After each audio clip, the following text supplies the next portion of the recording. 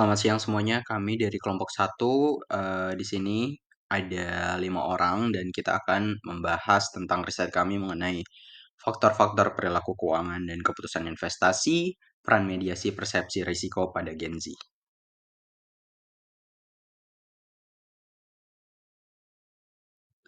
Penelitian ini dilatar belakangi oleh meningkatnya jumlah investor di Indonesia per Agustus 2025 mencapai hampir 18 juta dengan aset usia di bawah 30 tahun itu sebesar 67,65 triliun. Dan kita juga melihat bagaimana faktor-faktor apa saja yang mempengaruhi dari keputusan investasi para Gen Z. Faktor-faktor perilaku tersebut meliputi faktor herding, faktor dari efek disposisi, terus juga ada saham-saham populer atau blue chip, dan overconfidence, di mana kita juga bisa melihat investor yang dipengaruhi oleh perilaku keuangan tersebut membentuk cara mereka memandang dan menilai risiko, kemudian persepsi risiko itu berpengaruh pada keputusan investasi aktual mereka.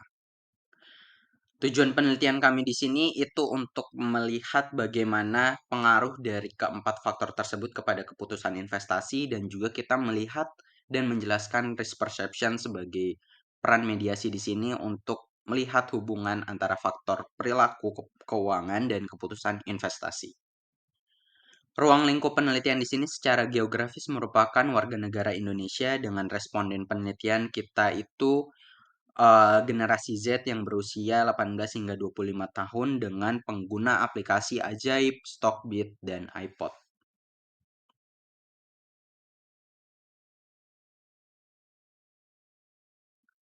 Sebagai tinjauan pustaka kami di sini merupakan variabel-variabel dari penelitian kami yang meliputi variabel independen yaitu ada herding behavior, blue chip bias, overconfidence, effect disposition, dan ada variabel mediasinya di risk perception, dan ada variabel dependennya yaitu investment decision.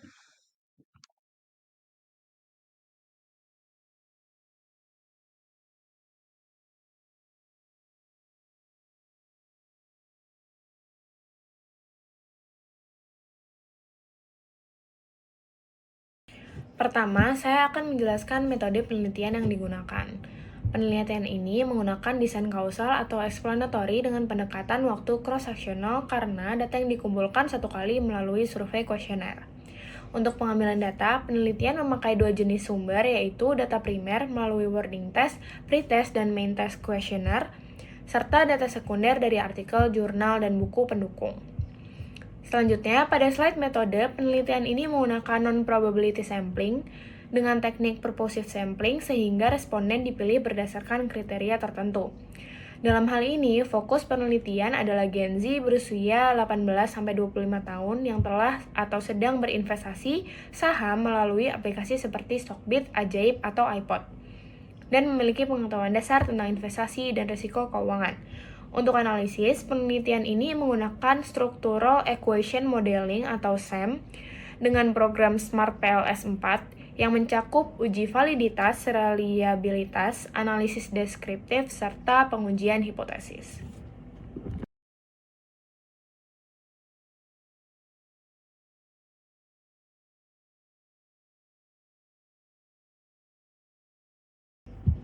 Pada bagian ini, saya menjelaskan model penelitian yang digunakan. Penelitian ini menguji 4 bias perilaku yaitu herding bias, disposition effect, blue chip stock bias, dan overconfidence. Keempat bias ini diasumsikan dapat mempengaruhi keputusan investasi Gen Z. Namun, pengaruhnya tidak selalu langsung karena penelitian memasukkan persepsi risiko sebagai variabel mediasi. Artinya, bias perilaku dapat lebih dulu membentuk bagaimana investor memandang risiko, dan persepsi risiko inilah yang kemudian berperan dalam membentuk keputusan investasi. Selain jalur mediasi, penelitian juga menguji apakah ada pengaruh langsung dari masing-masing bias terhadap keputusan investasi. Dengan demikian, model ini dapat membedakan apakah keputusan investor lebih dipengaruhi bias secara langsung atau melalui perubahan persepsi risikonya. Selanjutnya, penelitian menyusun 13 hipotesis yang menguji hubungan langsung maupun tidak langsung. Setiap bias diujikan pengaruhnya terhadap persepsi risiko dan keputusan, serta diuji apakah persepsi risiko menjadi mediator dari hubungan tersebut.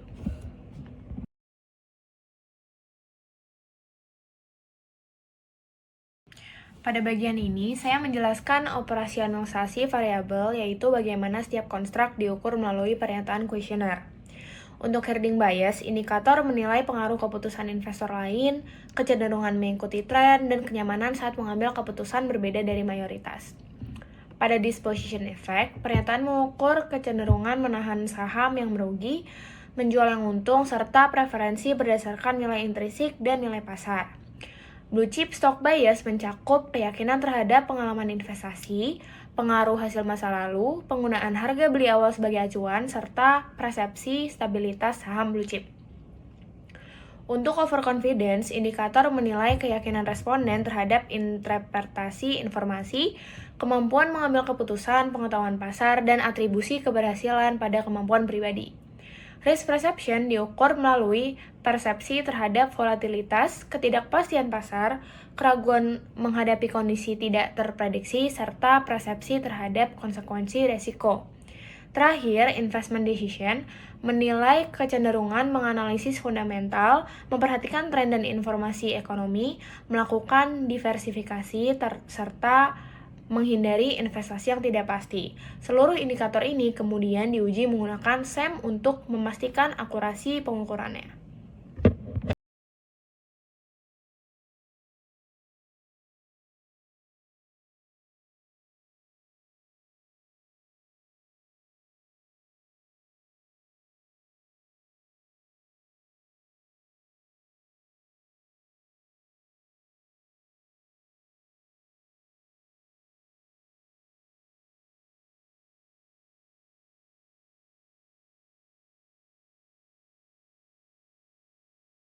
Baik, selanjutnya kita masuk ke bab 4 mengenai analisis dan pembahasan. Yang pertama, kita mulai dulu dari pelaksanaan penelitiannya. Kita melakukan secara 3 tahapan, yaitu pertama penyusunan instrumen, di mana instrumennya itu sendiri kita meneliti variabel-variabel seperti herding bias, disposition effect, blue chip stock bias, overconfidence, serta risk perception sebagai variabel mediasi, dan juga keputusan investasi sebagai variabel dependent. Lalu tahapan yang kedua itu penyebaran kuesioner. Kuesioner itu kita melalui Google Form yang kami sebar melalui sosial media. Dan tekniknya itu purposive sampling. Jadi kita memiliki kriteria responden berusia 18 hingga 25 tahun, pernah atau sedang melakukan investasi melalui aplikasi Stockbit, Ajaib, dan juga iPod. Dan total respondennya ada 172 orang, dan yang memenuhi kriteria ada 146 orang. Lalu untuk profil responden itu sendiri dari 172 orang, 59,5% berusia 18 hingga 20 tahun, 33,5% berusia 21 hingga 23 tahun, serta 6,9% berusia 24 hingga 25 tahun. Kemudian setelah data terkumpul, kita melakukan pengolahan data menggunakan analisis structural equation modeling atau SEM dengan program Smart PLS 4.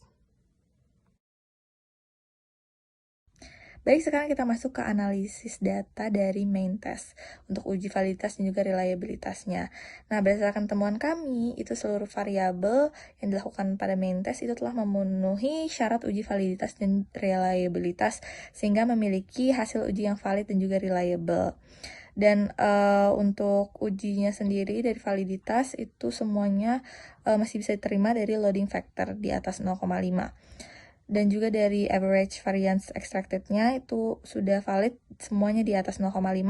Terus untuk uji reliabilitasnya dari Cronbach Alpha, seluruh variabel sudah di atas 0,6. Dan juga composite reliability atau ROSI itu seluruhnya sudah di atas 0,7. Jadi temuan kami memiliki hasil uji yang valid dan juga reliable. Berikut merupakan analisis deskriptif dari variabel ataupun konstruk yang digunakan dalam penelitian ini. Yang pertama ada herding behavior dengan nilai seperti di layar yang menunjukkan bahwa responden cenderung setuju mengikuti kerumunan dalam kondisi tertentu. Lalu kemudian ada disposition effect yang dengan memiliki total sebesar 3,85 yang jatuh dalam kategori tinggi, menunjukkan bahwa mayoritas responden setuju bahwa mereka cenderung menahan saham yang rugi secara lalu lama ataupun terlalu cepat menjual saham yang untung. Kemudian adalah konstruk blue chip bias dengan nilai 3,98 yang mencatatkan nilai tertinggi pada indikator pertama 4,18 yang hampir jatuh pada kategori sangat tinggi, yang mengimplikasikan bahwa preferensi kuat responden terhadap saham-saham unggulan. Lalu kemudian terdapat variabel overconfidence juga yang jatuh pada kategori tinggi dengan nilai 3,49 yang dengan nilai deviasi yang cukup tinggi, rata-rata yang tertinggi terdapat pada konstruk keempat dengan nilai 0,99 yang menunjukkan adanya persepsi yang cukup lebar di antara sampel tentang tingkat kepercayaan diri mereka dalam memprediksi pasar. Berikutnya adalah variabel atau construct risk perception yang mencatatkan total match sebesar 3,86 yang termasuk ke dalam kategori tinggi, yang mengimplikasikan bahwa secara umum persepsi risiko responden tergolong tinggi dan juga konsisten. Lalu terakhir ada variabel atau construct investment decision yang mencatatkan total sebesar 4,07 yang termasuk pula ke dalam kategori tinggi yang paling tinggi di antara konsumsi lainnya dalam penelitian ini. Konstruk ini menunjukkan bahwa responden memiliki tingkat kesepakatan yang tinggi dalam pengambilan keputusan investasi mereka. Oke, selanjutnya kita masuk ke panjang modal struktural dari intermodalnya. Di sini kita akan melihat terkait apakah ada multikoliniaritas atau tidak dari tes melalui Variance Inflation Factor atau VIF. Ini dapat lihat bahwa angkanya berada di bawah 10 semua. Hal ini berarti menyimpulkan bahwa tidak terdapat masalah multikoliniaritas yang signifikan di dalam model tersebut. Nah, selanjutnya kita masuk ke koefisien R-square. Nah, di sini dapat dilihat bahwa koefisien R-square-nya ini menunjukkan bahwa model mampu menjelaskan 23,4% variasi dalam investment decision dan juga 23,8% variasi dalam risk perception. Nah, ini artinya faktor-faktor yang diuji yaitu blue chip, dispersion effect, herding effect, dan juga overconfidence ini memberikan kontribusi yang cukup lemah di dalam menjelaskan perubahan persepsi risiko dan juga keputusan investasi. Sementara itu sisanya dipengaruhi oleh faktor-faktor yang berada di luar model. Nah, selain itu jasa R-square-nya juga nggak berbeda jauh dengan R-square-nya. Hal ini menandakan bahwa modelnya tetap stabil dan juga nggak mengalami overfitting. Oke, sekarang kita masuk ke analisis path coefficient. Di sini dapat lihat bahwa keputusan investasi ini nggak dipengaruhi secara langsung oleh blue chip, disposition, effect, herding, dan juga overconfidence dikarenakan seluruh jalur direct effect menuju investment decision ini nggak signifikan. Namun blue chip dan herding terbukti berpengaruh signifikan terhadap risk perception, dan risk perception ini juga memiliki pengaruh yang signifikan terhadap investment decision.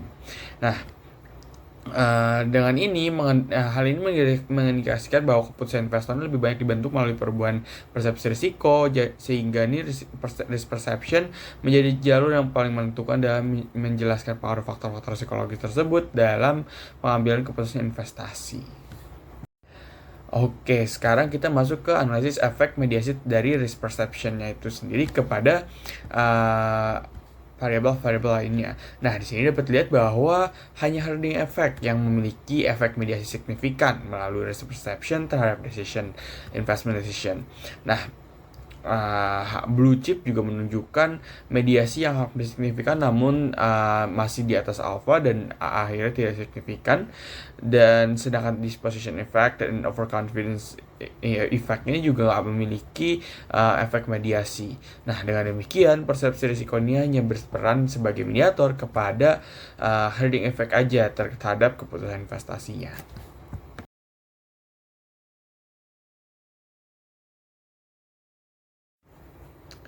Oke, selanjutnya kita masuk ke implikasi penelitian. Dari implikasi teoritis sendiri, dapat lihat bahwa peran mediasi risk perception ini sangat penting nih bagi hubungan antara herding dan juga keputusan investasi atau investment decision. Nah, selain itu, ini juga memperluas pemahaman bahwa investor muda ini nggak mengambil keputusan hanya berdasarkan bias perilaku, tapi juga melalui proses kognitif dari penilaian risikonya. Lalu dari implikasi praktisnya sendiri, ini juga menjadi arah strategi baru untuk mengedukasi investor dari platform-platform seperti Stockbit, Ajaib, dan juga iPod, bahwa tidak hanya tentang top trader ataupun top gain, tapi juga terkait profil risiko dari saham-saham maupun profil investasi lainnya. Oke, lalu kita masuk ke keterbatasan penelitian. Di sini ada beberapa keterbatasan dari penelitian kami. Yang pertama, model penelitian kami ini hanya melibatkan 4 bias perilaku dan 1 mediasi. Dan ini tentunya masih banyak sekali faktor-faktor yang belum terikut terhadap penelitian kami. Lalu selanjutnya pengumpulan data kami juga dilakukan dengan rentang waktu yang cukup cepat. Jadinya apabila waktunya lebih lama, maka datanya akan semakin reliable. Oke. Berikut merupakan kesimpulan dari penelitian ini. Yang pertama adalah secara deskriptif, respon memiliki tingkat kecenderungan yang tinggi pada seluruh variabel bias perilaku yang ditunjukkan oleh keempat variabel tersebut dan menunjukkan bahwa investor dalam sampel ini aktif dalam mengambil keputusan investasi namun sangat dipengaruhi oleh faktor psikologis dan juga lingkungan pasar. Yang kedua adalah risk perception memiliki pengaruh positif dan signifikan terhadap keputusan investasi, yang artinya semakin investor menyadari risikonya, maka semakin mantap pula keputusan yang akan mereka ambil. Lalu tidak terdapat disposition effect dan overconfidence baik secara pada efek langsung maupun tidak langsung yang mengindikasikan bahwa sampel pada investor ini lebih cenderung dipengaruhi oleh faktor validasi sosial atau diindikasikan oleh herding dan juga preferensi keamanan aset yang diindikasikan oleh variable blue chip.